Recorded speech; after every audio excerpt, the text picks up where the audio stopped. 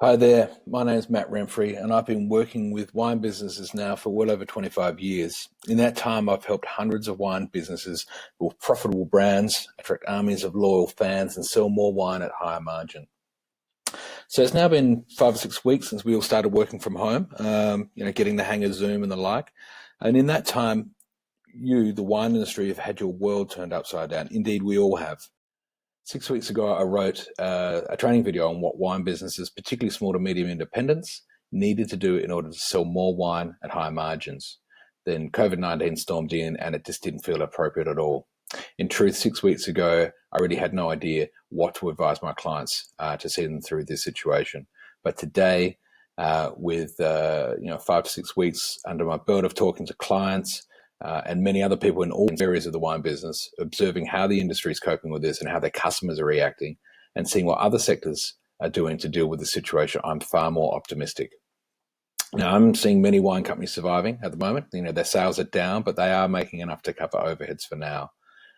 But I'm also seeing wine companies that are not just surviving, but positively thriving in this environment. So I'd like to share some of my observations of what these wine companies are doing, and my thoughts on how to get through this period. Now, before we go on, I just want to make sure you're in the right spot. I don't want to waste your time. So are you a small to medium independent winemaker? Are your sales in a slump? Was there an over-reliance on-premise or cellar door channels? Are you seeing sales slow in previously healthy retail channels? Is your brand easily substitutable by the consumer and the trade? Are you seen as one of many? Because when the customer can see no discernible difference between two or more products, they will invariably buy the cheapest. Are you losing market share to wine companies that you traditionally didn't see as competitors? Now, you could stick your head in the sand here and wait things to pass and just hope that it doesn't happen again. Or you could do 3 things now to drive more sales during the pandemic and future-proof your business model so you come out of this stronger. If that sounds like you, then you're in the right place. Now, we're going to start at digital because right now, that's the most important channel there is. First and foremost, it's important to realize that this is not a supply or demand problem. There's plenty of great wine out there and there's plenty of people who want to buy it and drink it. It's fundamentally a channel problem.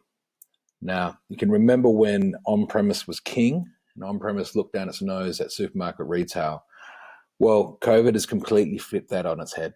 Right now, wine brands that were only focused on on-premise and or cellar door sales are hurting and struggling to pivot to the only real opportunity they have right now, and that's digital direct-to-consumer and retail. Now, EDMs, they are a great place to start. EDMs out to your database and member lists. That's the perfect place to start right now in digital, and my clients are seeing really strong sales here at the moment. Your members want to support you and see you through this period. They want to see you survive, but be careful and not to overdo it. Your database or member list can't continuously buy from you, so don't continuously sell to them. And remember, the rules of engagement here are the same as before. You must offer value before you can try to extract it.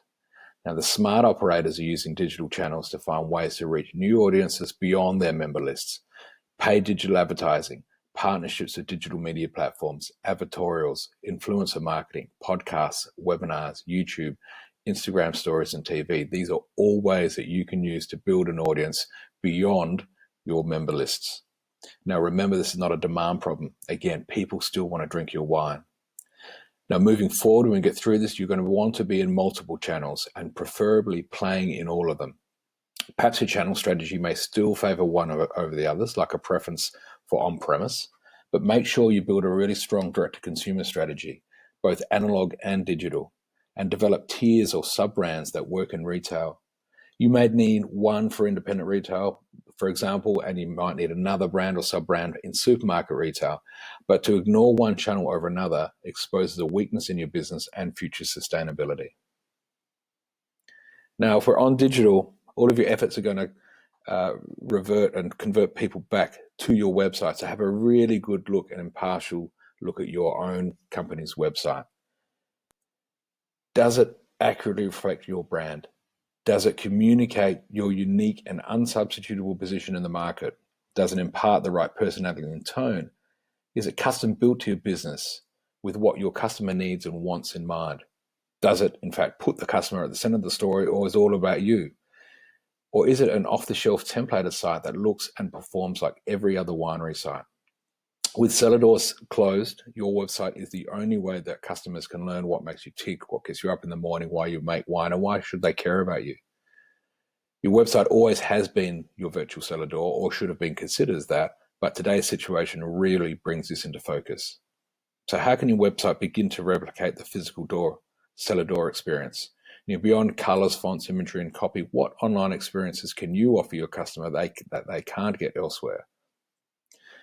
Is your site interactive? Does it allow the user to control the information they want to receive when they want to receive it? Can they buy exactly what they want when they want it in the fashion they want it, or are they stuck with templated buying systems? Can you offer live and interactive virtual wine tastings? These are all things that your customer wants. They want content from you.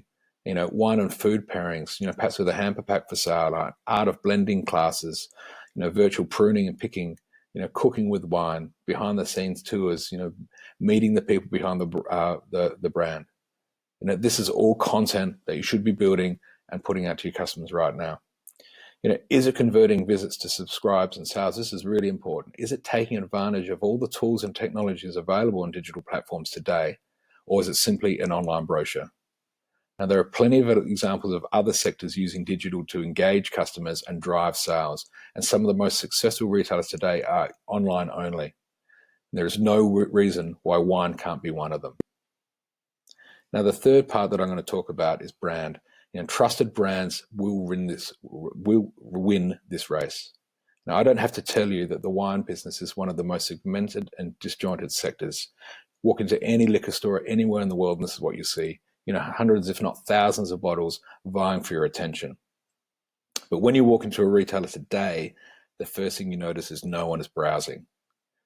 Now is not the time for procrastination and experimentation. The customer is in and out in the shortest possible time, and they are walking out with brands that they know and trust. So all that money spent on brand building is paying off big time right now.